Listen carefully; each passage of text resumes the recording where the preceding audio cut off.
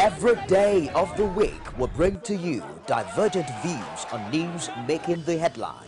If people who commit crime are being rewarded with national honors, with national appointments, then where are we going in this country? It's not about whether it was Jonathan or whether you are going to have a Buhari. It's the kind of political structure we run. Sometimes it gets confrontational. We are talking about a Buhari who at 41 became head of state. The man did not exhibit the attribute of somebody that is strong intellectually. So, comrade, you're saying if you become governor, you're going to bring back Okada? Of course. You will bring back the market women from the streets? Excuse me, don't put words into my mouth. On Core Digest, we bring all of this to the court of public opinion, where you are the judge.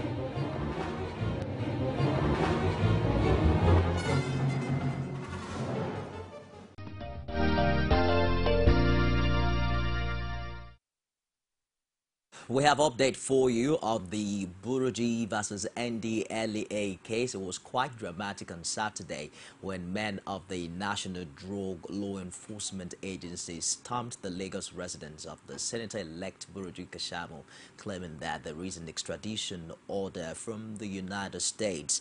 Yesterday, a federal high court in Lagos ordered that the more than 50 operatives of the NDLEA should vacate with immediate effect the Lagos residence of the senator-elect for Ogun State Senatorial District, BURUJI KASHAMU. Yeah, and of course we saw what happened after the court order was given by the Federal High Court yesterday. You'd also know that the National Drug Law Enforcement Agency say that they are not ready to leave the residence as at this time, because they say they've not gotten any formal order to leave the vicinity, and so they would remain there, and the courts should not stop them from carrying out their statutory responsibility. And of course, they say it's getting BURUJI or nothing. They also insisted that they have received an order from the United States government to extradite the senator-elect for drug-related offenses and claim to have served a warrant of arrest on him. It's still quite sketchy whether the NDLEA really has a warrant of arrest, because there are a lot of stories coming from different quarters. The NDLEA also said that it's prepared to explore all legal means at this time to channel its course. Now, the journalist spoke with the Attorney General of the Federation, Mohammed Adoke, yesterday, and he refused to speak and comment on issues surrounding the NDLEA versus KASHAMU case. He, however, insists that a new criminal justice bill recently signed into law by President Jonathan will address challenges in the administration of justice system in Nigeria. He was speaking at the public presentation of the 2015 Criminal Justice Act in Abuja, where he says the law will help check impunity and abuse of human rights if well implemented. To capacity building efforts within the ministry and the empowerment of MDAs to effectively respond to the request for information. The various advisories and guidelines and the implementation of the Freedom of Information Act 2011 have impacted positively on the appreciation of the Act and the need for proactive disclosure of information. I am pleased to note that public servants are gradually imbibing the new ethos of the Act and appreciating the need for an open government. The capacity of the ministry to discharge its mandate has been enhanced through various capacity building initiatives and programs. The capacity to prosecute complex crimes such as terrorism and economic crimes has greatly improved, as can be seen from the number of high-profile cases that the ministry is currently prosecuting under the Terrorism Prevention Act 2011 as amended in 2013.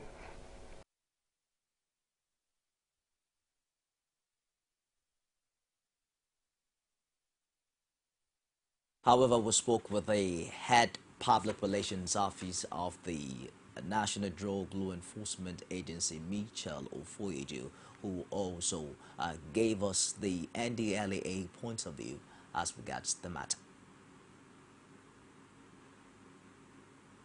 While we wait for that to be ready, legal practitioners also gave their opinion as regards the development on this issue, especially the order given by the Federal High Court in Lagos, asking the NDLEA to, as a matter of fact and with immediate effect, vacate the Lagos residence of the senator-elect. Some of these lawyers are saying and giving their own opinions as regards this. But before then, we seem to have that exclusive interview, telephone conversation with the head, the public relations of the NDLEA.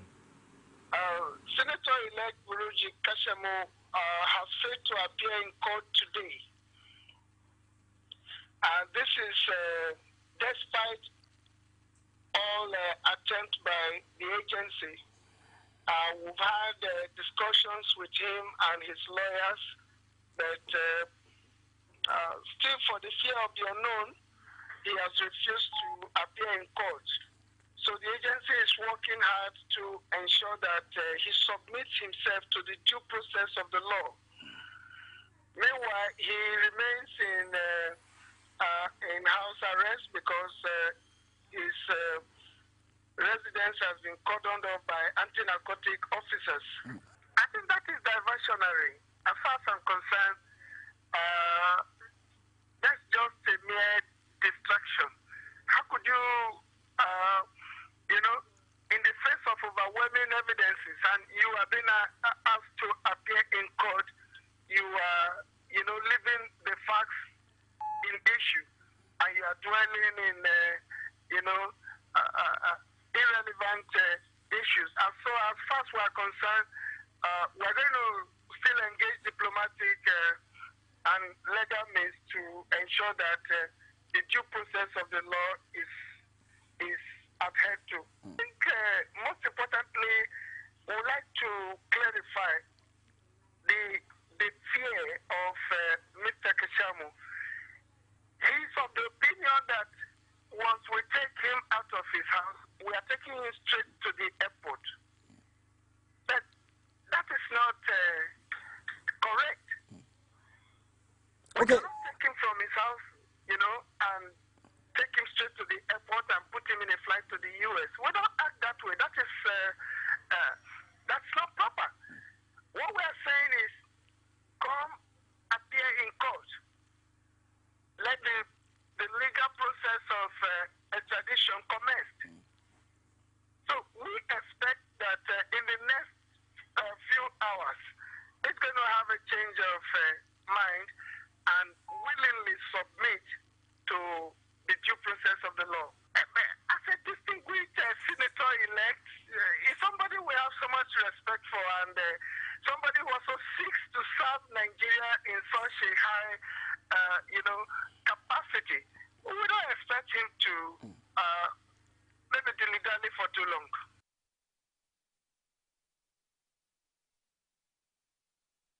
I understand that conversation was quite before the court order yesterday. We'll bring you the latest one in the course of the show. But we're joined on set now by a legal practitioner, BAYO, AYO. Thank you very much for finding time to join us today. Thank you and good morning. Good morning. Well, listening to what the NDLEA stand on the KASHAMU case, well, of course, recently the media advisor on KASHAMU spoke and said that why would the NDLEA want to act in impunity? Why would they not want to obey the court order saying they should vacate the premises of KASHAMU? So looking at this case, of course, it started over the weekend and it's quite dramatic for a lot of Nigerians who are wondering what action would come up next. So what's your take on all issues happening? Well, I think that this particular issues can be broken down into two, legal and political.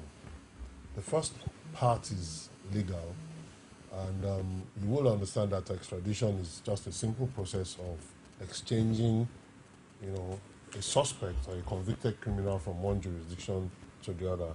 In this case, from Nigeria to the United States.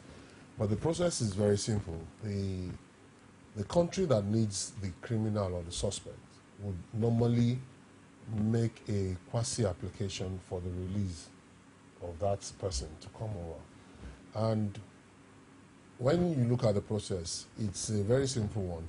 What has happened in the last few days over the weekend has been a drama of sorts, as you have rightly put it, because I understand that the chap was sleeping in his bedroom when the NDLEA stormed his house, and they expected him to walk out and surrender himself. Now, this is a guy who's been denying his involvement in this thing for years. I mean, at least on the political front. And as such, you don't expect such a person to just hear that his arresters are outside, and then he walks in. So he says to them, "Can I have your warrant of arrest?" Because without a warrant of arrest, you had no right to bust into his house in the first instance. Well, but with feeds we are getting, we hear that the senator-elect is actually locked himself in a private room. That's what I'm saying. He locked himself in because for over there were 4 intruders. days now. Yeah, there were intruders in his compound, and he couldn't risk his life. You see, the thing is legal. The law is very clear on this thing. You want to make an arrest, you get a warrant of arrest. You show his lawyers, you show his handlers, you show his aides. Show him. But the NDLEA is claiming that he actually presented a warrant of arrest. Then they should go back to court and get an order. Let the court make a sound pronouncement on that and get him out. The court is saying vacate his residence. That's what we're hearing. So are you saying the NDLEA wrong in this stance? Well, that's why I said it's both legal and political. Now, again, you have to look at it from the NDLEA's perspective. You don't expect the NDLEA to just fold its arms when, in actual fact, it says that it has an international criminal or a suspect, within its reach. So, what do? Let's go and intimidate him and see if he will submit himself to the legal process. But you see, I think something is wrong here. I'm sure that Mr. KASHAMU, the senator-elect, feels that, just like you heard from the head of public media of NDLEA, maybe he feels that once they grab him, it's straight to the airport. But the process is very simple. It is a process of the courts. The courts will still have to make determination. In actual fact, the federal government of Nigeria, in fact, the commander-in-chief of the armed forces, the president, has the final say on any citizen's extradition out of Nigeria. That is a common thing. No, if the president doesn't want him to go, America as a country will probably just feel bad. That, you are harboring a criminal and everything. But the process has to go through a due legal process. The man is to be arrested. The man is to be taken to court. He has the right of appeal to the highest courts in the land. It is at that point that once the court says take him out or extradite him, that is when he can be taken out. Well, according to some speculations, do you see any form of sabotage surrounding this case actually? Because this case has actually been on for over 20 years now, and the NDLEA is really on the neck of the senator-elect, and we have just few days to May 29th. That's why I said at the beginning that it's both legal and political. Okay, The maybe you should explain the political angle is what we seem to be seeing playing out. Maybe he's offended some powers that be, and as such, they want to prevent him from getting inducted into the Senate. But then again, even if he's inducted into the Senate, once he's inaugurated, there's no immunity covering him. So the matter can actually keep going until such a time that they're ready to, get him out. That is a senator, of the Federal Republic of Nigeria is not under any immunity against legal actions at any point, particularly criminal actions. But are you saying you don't see any right actions being taken by NDLEA based on this action? No, like I said, the NDLEA, I think where they got it wrong was that I'm not sure they were fully prepared. Because we had issues a week before where the Honorable Attorney General of the Federation said that they hadn't gotten any extradition notice from the United States of America. But I understand that he has said over the weekend, by Monday, that indeed they now have a notice. So if you have a notice, Attorney General's office have a notice, the Attorney General's office ought to appear in court with a notice to show the judge who gave the order that his house be vacated, that this is the notice, it is upon this that we're acting. Do you get it? So, to get the man out of his house shouldn't be an issue if everybody is following due process. This is not the first time that this would be happening, probably not in the same light like this, but we've had issues where the court gives an order and then a particular agency of government or an individual does otherwise. So what does this really mean? It simply means impunity on the part of those who are not obeying the orders of the court. See, if the court says yesterday, NDLEA vacate this man's office, the best NDLEA can do is to appeal, not to say that they will not. It's impunity. You don't talk back to the court. If the court gives an order, okay, we will obey the order. However, we will appeal this decision. That's why you have appeal mechanisms all over, up to the Supreme Court. And you see, let me also say this. The politics of extradition is what is actually playing out. I am not saying this is the correct position, but where a country does not want its citizen taken out, you see all this kind of things playing out. There will be delays, there will be appeals, there will be all sorts of tactics to frustrate the process. So that may also be an issue on its own. Then you also have the issue of, the question is, why now? Why is NDLEA acting? Why haven't they been acting earlier? Do you understand what I'm saying? Because why now? Why 1 week to the man's dreamland? Maybe, I don't know. So this probably is where the political angle comes in. Yeah, one big question everyone asks also that this had happened a long time ago, 1994, about close to 21 years thereafter. We are now hearing, why it's important for the NDLEA to have, come in at this time. You kickstarted in your opening remarks saying that there is a legal and a political dimension to all of this. We're counting down to transition, and then there's a senator-elect who is at the center of all of this. What does this mean legally for the mandate that he seemed to have won at the polls? It doesn't mean anything. He has won the mandate. He's won an election. I'm sure that his adversary is at the tribunal currently. So he really doesn't have anything to do with his election as a senator into the Senate of the Federal Republic of Nigeria. He can, like I said, he can be inaugurated whenever, but doesn't stop him from being picked up at any time to answer criminal charges. And by the way, criminal issues don't have any terminal dates. Yes. So 21 years, 41 years, 50 years doesn't really matter. As long as it's a criminal issue, it can be revived at any point in time for the crime to be just to face justice. But are you not concerned as a legal practitioner, because at one point we talk about delay in justice delivery in this part of the world. Now we are looking at a case whereby this issue has been there for 2 decades, and now would you say, what does that tell you about this profession in Nigeria? Are we talking specifically about this matter, or generally about delay in serving justice in the country? Well, we've had too many commentaries, and we're hoping that with the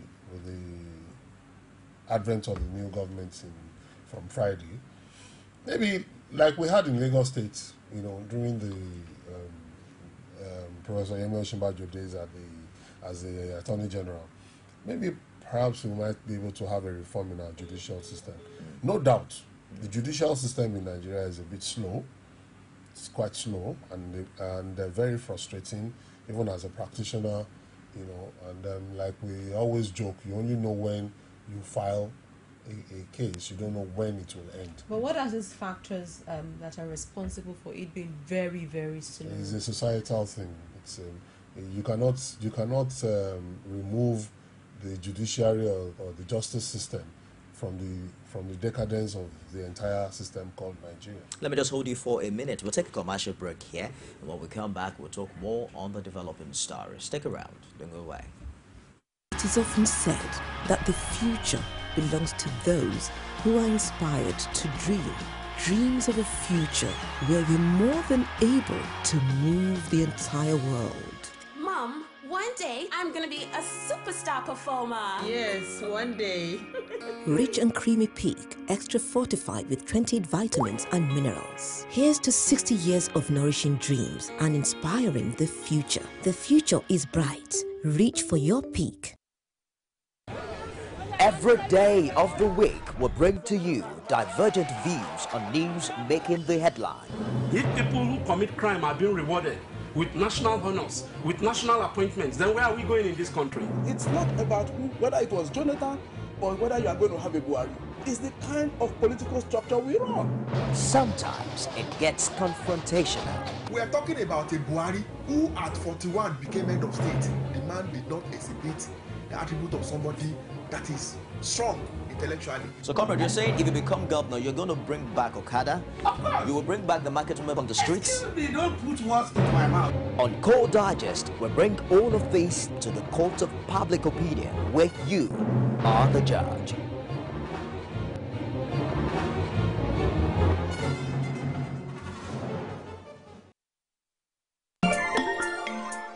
Women share the most amazing thoughts on national issues, and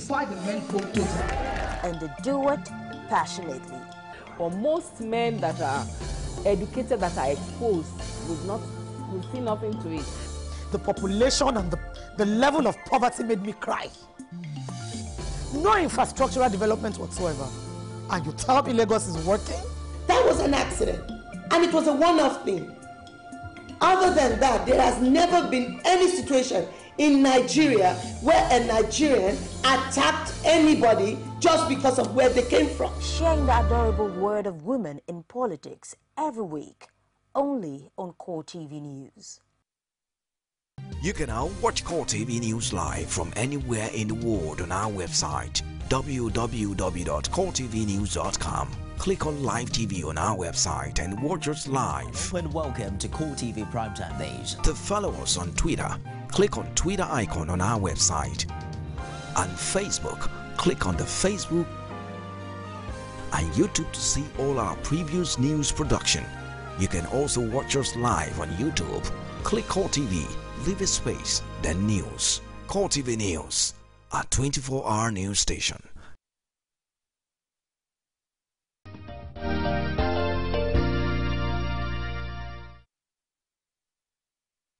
Welcome back. It's Core Digest, exclusive to Core TV News. We're looking at BURUJI versus NDLEA, the big question, who's right and wrong. AYO, legal practitioner, joins us on the show today. Thank you very much for staying the course. There's this feeling that there's a sense of awakening, or let's call it reawakening, on the part of some agencies. You know, just now that the sense that someone who is a man of integrity is taking over. How rightly placed is this school of thought? Yeah. If you check the happenings in the last few days, maybe weeks, just 2 days ago, you heard the EFCC man saying Jonathan's government stabbed them of funds. That's right. You heard there was a change in the Stock Exchange Commission.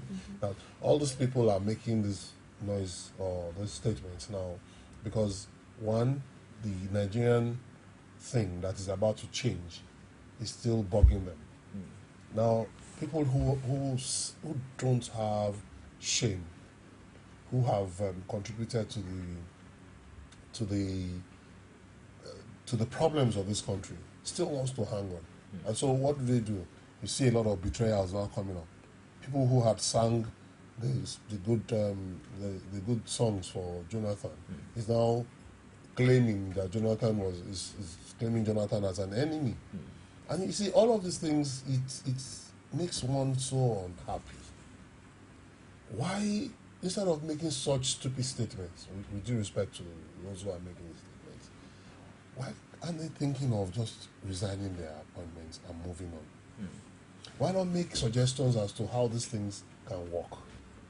You know, take this NDLEA thing.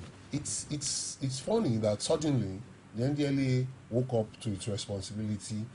Okay, no matter what you want to say, at least I've been hearing about this BURUJI issue for the past at least conservatively in the last 5 years. So in the last 5 years that this thing has been on, what have you done? We haven't heard anything from NDLEA, only to wake up on Sunday morning and hear, or Saturday morning and hear that they had invaded his residence. You are saying perhaps if Buhari didn't win this election, we you won't hear anything. Of course, you won't hear anything. Nobody's going to say anything because it's going to remain business as usual for them.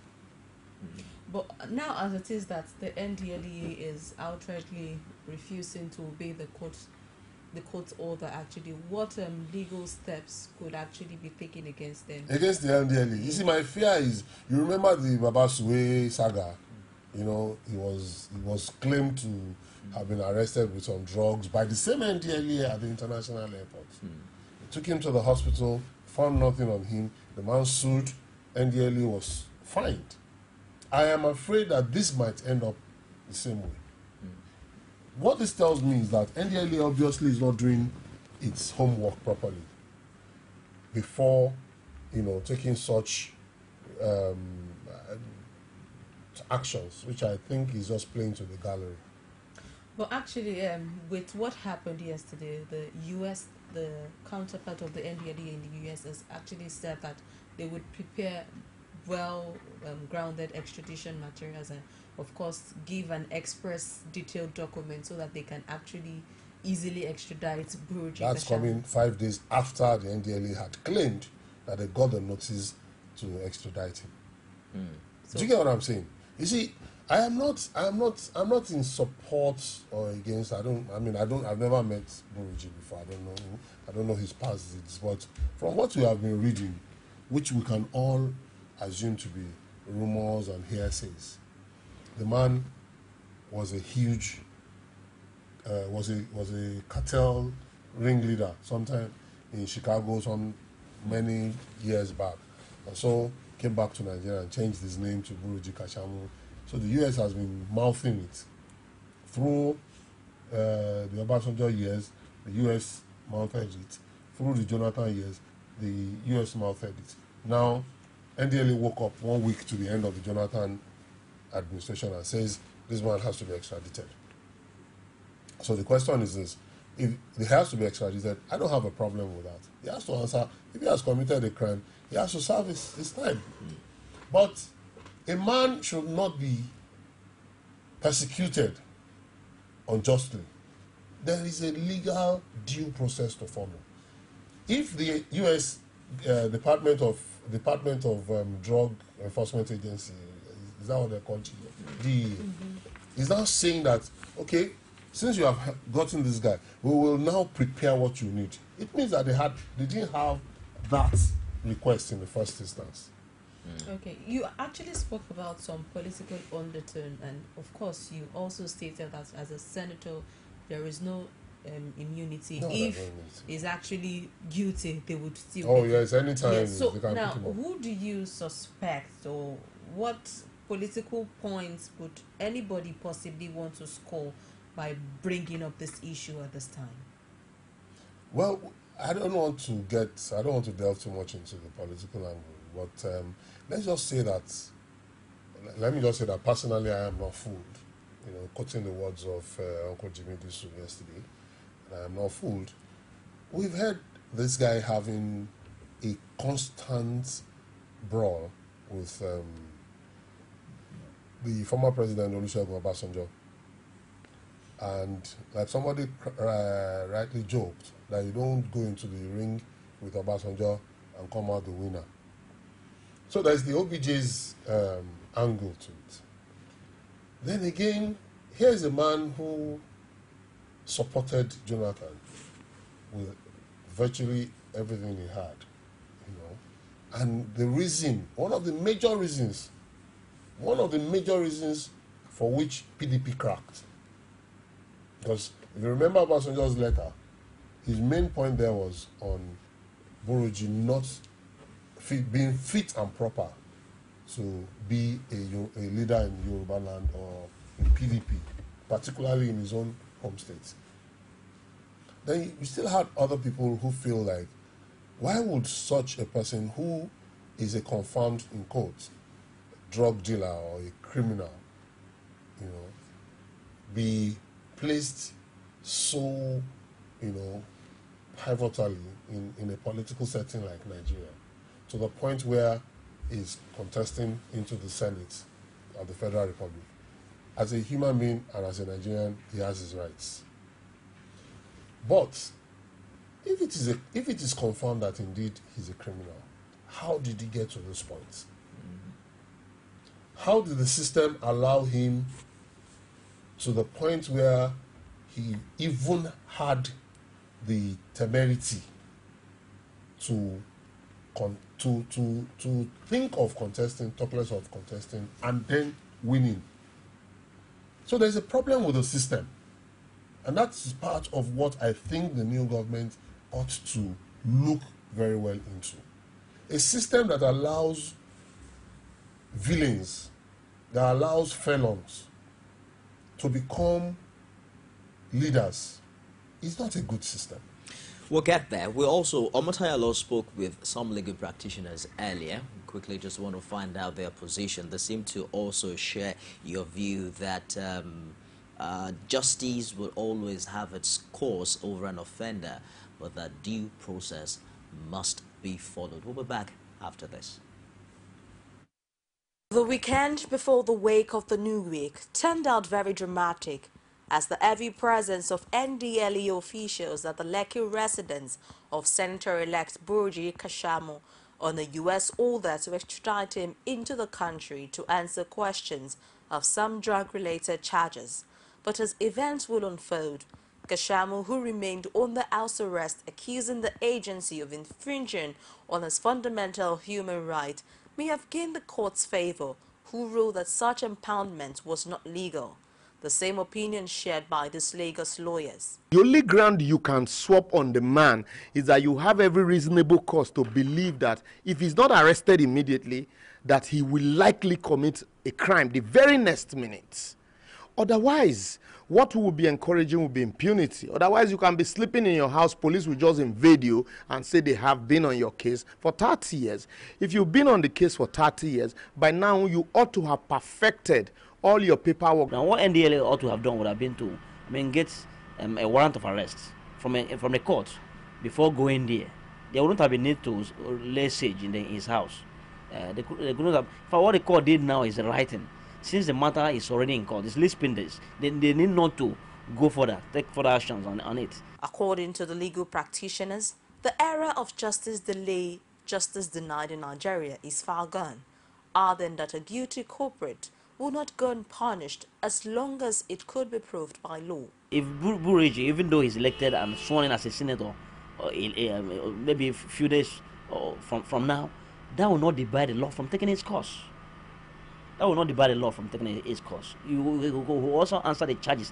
We have had instances of where senators are also in the house and they face corruption charges. They face some other charges relating to security and so on and so forth. Even if he becomes a senator, immunity doesn't cover him from criminal prosecution. And so what basically they are trying to do is to see how they can drag this case and see how they delay it here to remain in Nigeria, knowing fully well that the windmill of justice in America grinds faster than the way it is in Nigeria. Meanwhile, the United States Department of Justice has expressed readiness to assist Nigeria with proper documentation on his extradition and express trial before a U.S. district judge in Chicago. Omotayo, Core TV News, Lagos. All right, you had that position of legal practitioners. Of course, Barrister also shared some quite of similar belief on that issue earlier. But you made mention that what kind of system could have supported such individual that had a questionable character, to have won elections. Would you also want to comment on the attitude of the electorate as regards the kind of person they support. Because for him to have won election, it meant that he had gotten the highest number of votes. At some point, is it possible that the community asked questions about the integrity and the history? Probably prior to this time, if people have asked, come clear your name as regards this issue, we wouldn't be where we are right now. Yeah, you see, our political psychology and sociology is, I think it defies all logic. Because you have people that you can actually say that they are questionable character, and they have attained the highest offices in the land. So why would they? But if A has achieved that, B has done it, why would the case of C be different? And then you're talking about a society that is wallowing in poverty, huge poverty. So I understand the guy has a foundation that I'm trying to remember the name, Omo Elu Foundation, through which he's been reaching out to the electorate in his community and beyond, giving out scholarships, giving out food items and all of that stuff. What do the people want? Comfort. People want succor, which the government fails to provide. So individuals who come in to provide them, people really, I mean, what's my business if I'm hungry and you are giving me food? Why do I care where the food is coming from? This is the psychology of the people. You have to look at it from that angle. So the government has got to be much more responsible to the people, to the electorate, so that we can begin to make informed choices. Now, what do you also make of the way political parties in Nigeria operate? Because, of course, there was actually a primary before the general election started, and, of course, this particular issue did not come up at the party level. He actually won the primaries. So what do you make of this? That's why I said there's a political angle to the whole thing. The man spends, according to reports, huge sums of money to make the party, to sustain the party. I know as a matter of fact that he gave a huge sum of money to support the presidential elections of President Goodluck Jonathan. So I think the problem with the Nigerian system is still the same thing, money. Even the party itself lacks ideology. The parties in Nigeria lack ideologies. And therefore, it is how do they say it now? It's a case of the richest person taking, the fattest part of the pie. So the man comes in and says, hey, I want to be a senator. And the party says, even when the party says, no, you cannot be a senator, he reminds them, come, I gave you people 2 billion naira. What is the role of the regulatory bodies like the INEC in all of this? I don't want to be too harsh on INEC, but I think that INEC, just like most government agencies, are just two-legged bulldogs. You can shout, you can make noise. That's it. But when it comes to, you see, the major problem is our constitution, really. When you have certain things under the exclusive list, some other under the, what do you call it now, the other list, concurrent list, you have to ask, for instance, what's the business of the federal government issuing our driver's licenses? So we major on the minors most often times in the country. Why would the president be so powerful enough to be the one to recommend the INEC chairman? Naturally, once he does that, and the INEC chairman, accepts to serve, and he gets in there, there's a likelihood that he's the one who's going to serve the interest of the nominator. Well, thank God for Professor Tahiru Jega, and he did his best in the last elections. But when you compare the previous INEC chairman, you will find out that they always dance to the tune of their nominators, who then is the current president of the country. And that is the same thing with most of the government agencies. Nothing is based on merit anymore. It is based on, like, in the local parlance, who know who. The president is my person. If I know the incoming president now, by now, I'm sure some people have already put up canopies in their houses. On Friday, they're going to start partying. Okay, who know who syndrome? BURUJI KASHAMU, like you said, played a very great role in helping the president with funds during the last election. NDLEA is a federal government agency. President Goodluck Jonathan is still the president of Nigeria. Don't you think he could have influenced the activities of the NDLEA? That's why I said that there's a political and there's a legal angle to the whole thing. The political angle can be, it can be a funny one, because I've thought about it, conspiracy theories syndrome. I've looked at it that what could be the theory behind the whole thing, and I looked at it from this point. If the law allows delays, one of the tools is what is being used right now. You understand? Peradventure, the president is the one that says, hey, don't worry, we'll make sure that you get to that place on Friday or whenever it is they're going to inaugurate. So go and keep you on, we'll keep you under our house. All these things can be. Let's take a commercial break here. And then we'll be back with more. Stick around, don't go away. Every day of the week will bring to you divergent views on news making the headline.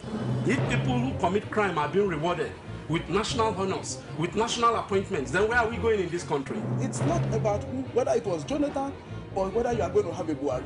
It's the kind of political structure we run. Sometimes it gets confrontational. We are talking about a Buhari who at 41 became head of state. The man did not exhibit the attribute of somebody that is strong intellectually. So, comrade, you're saying if you become governor, you're going to bring back Okada?